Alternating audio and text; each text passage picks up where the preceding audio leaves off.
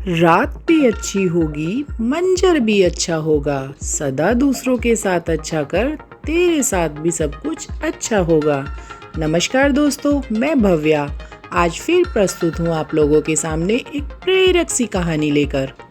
आज की मेरी कहानी उन लोगों के लिए एक प्रेरणा है जो केवल अपने बारे में सोचते हैं और दूसरों के बारे में वे कभी नहीं सोचते। उन्हें केवल अपने ही जीवन के आराम से मतलब होता है। तो चलो दोस्तों, बिना किसी देरी के शुरू करते हैं आज की कहानी। आज की मेरी कहानी भरतपुर गांव से संबंधित है। भरतपुर गांव के बाहर की तरफ एक आश्रम था।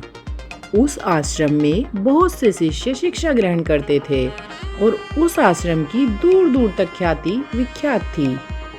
जहाँ तक उस आश्रम के बारे में कहना था, उस आश्रम के बारे में यह कहा जाता था कि उस आश्रम में प्रवेश पाना अत्यंत ही कठिन है। वहाँ प्रवेश केवल उन्हें ही दिया जाता था जो गुरु की परीक्षा की कसौटी पर खरे उतरते थे। एक केशव नाम का लड़का था जो कि काफी मेहनती था और उसकी उस आश्रम में प्रवेश लेने की इच्छा हुई।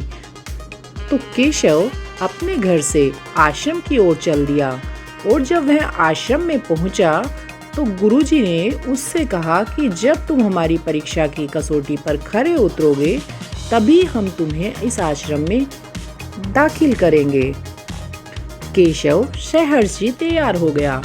तो गुरुजी ने उसे कहा कि अभी शुरू में कुछ दिन तुम्हें कुछ बाहर का काम दिया जाएगा, जैसे कि चावल कूटना व खाना बनाना।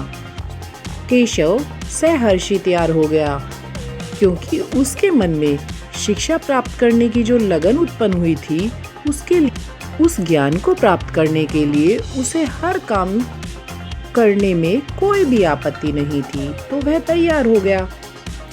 इस प्रकार 2 साल बीत गए और केशव इसी काम में लगा रह गया। एक दिन वह मन में विचार करने लगा कि वह आया तो था ज्ञान प्राप्त करने, लेकिन ज्ञान प्राप्त करने के नाम पर वह तो किसी और ही काम में लग गया।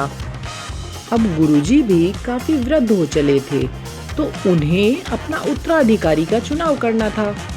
अपना उत्तराधिकारी का चुनाव करने के लिए गुरुजी ने एक युक्ति सोची। गुरुजी के द्वारा अपने विश्वासप्रद शिष्य से आश्रम के द्वार पर एक बड़ा सा पत्थर रखवा दिया गया और उस शिष्य को सख्त निर्देश दिए कि इसके बारे में किसी को ना बताया जाए। उन्होंने उस रास्ते में थोड़े से कांटे भी बिछवा दिए और उस पत्थर के नीचे एक कागज रखवाया और कुछ स्वर्ण मुद्राएं रखवा दी।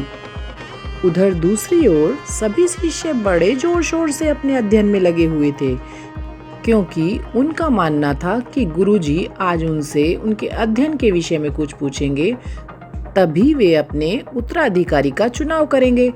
सुबह जब सभी बच्चे परीक्षा देने के लिए आने लगे तो उस बड़े से पत्थर से बचते हुए बड़े ही मुश्किल से आश्रम में प्रवेश कर पा रहे थे।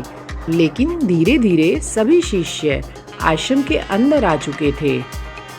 सभी बड़ी विनम्रता से गुरु को प्रणाम करते हैं और परीक्षा के लिए गुरुजी से अनुरोध करते हैं।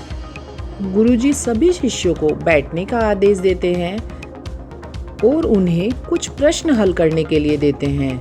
तभी दूसरी तरफ देखते क्या है कि जो केशव भोजन पकाने के लिए लकड़ियां बीनने जंगल में गया हुआ था, वह देखता है कि दरवाजे पर एक बड़ा सा पत्थर रखा है और रास्ते में कुछ कांटे भी बिखरे पड़े हैं। तो केशव अपने सर पर से गट्ठर उतारकर एक तरफ रख देता है और पत्थर में जोर से धक्का लगाने लगता है। पत्थर काफी भारी था, जो अकेले सरकाने में बड़ी दिक्कत आ रही थी, लेकिन फिर भी उसने हिम्मत करते हुए उस पत्थर को एक तरफ कर दिया और वो जो कांटे राह में बिखरे हुए थे उन्हें चुनकर कूड़ेदान में डाल दिया। और यह सब गुरुजी दूर से देख रहे थे। जब केशव द्वारा एक पत्थर हटाया जाता है तो गुरुजी के द्वारा लिखा हुआ पत्र उसे मिलता है, जिसमें लिखा हुआ था कि प्रिय पुत्र, तुम ही मेरे उत्तराधिकारी होगे, क्योंकि तुमने अपने स्वार्थ के बारे में नहीं सोचा बल्कि दूसरों के हित के बारे में भी सोचा है और सिद्ध पुरुष वही होता है जो दूसरों के बारे में भी सोचता है।